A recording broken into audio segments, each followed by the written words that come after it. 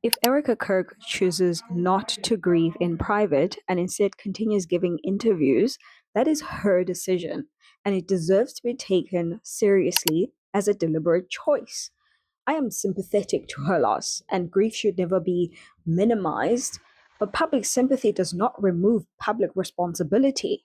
She's not only a widow, she is also the CEO of a large public facing organization that depends on donors, supporters, and trust. When someone accepts that role, they also accept scrutiny, even when the timing is painful. It would have been reasonable for her to step back, focus on her children, and recover away from cameras and questions. She did not do that. She chose to stay visible, to speak, and to lead in public.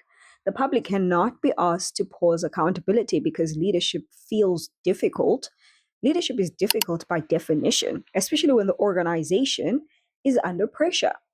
By continuing to do interviews and public appearances, Erika Kirk is also shaping how the public understands her capacity to lead under stress. These appearances are not just emotional moments, they are also performance tests of judgment, clarity, and control. So when answers feel evasive, unclear, or inconsistent, people notice and they draw conclusions, whether those conclusions feel fair or not. This is not cruelty, it is how public trust works. Donors and supporters have every right to assess whether the person in charge can manage a complex organization during crisis.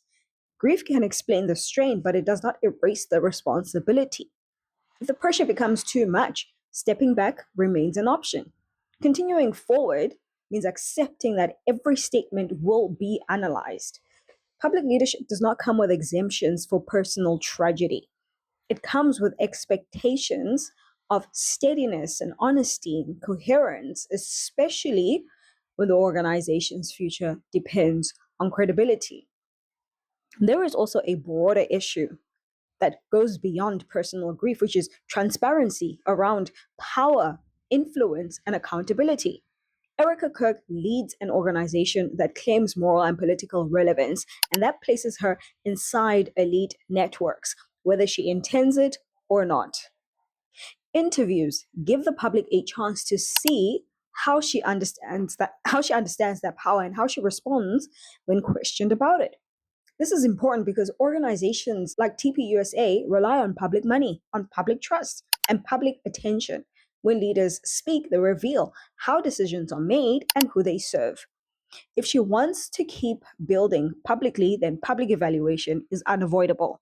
That includes questions about whether leadership is insulated from criticism, whether narratives are managed carefully, and whether uncomfortable questions are welcomed or avoided. None of this requires hostility. It requires honesty and consistency over time. And also, these interviews matter because they may indirectly shape how people understand the unresolved questions surrounding the Charlie Kirk assassination on the 10th of September 2025. While no interview can replace a full investigation, public statements influence perception and trust. When responses appear careful or incomplete, suspicion grows, even if no wrongdoing exists. That is the reality of high profile cases. The public wants clarity, not protection of reputations. Erika Cook's own words about building in public apply here. What is built in public will be judged in public. Grief cannot be used as a shield against scrutiny, especially when leadership continues by choice. If she wants to keep going this way, she must accept that the public will be watching, questioning, and forming opinions about what happened, what is still unknown, and what it means for the future of TPUSA.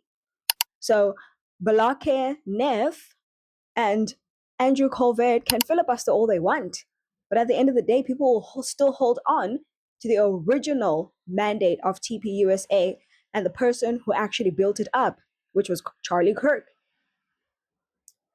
to continue to keep asking questions, especially when things just do not feel right, when things do not click.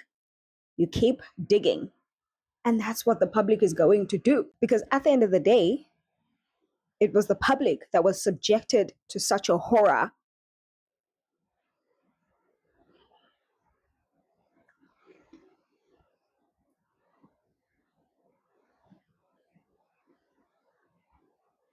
So the public has every right to try and understand why and who is behind it all and was what were they trying to do.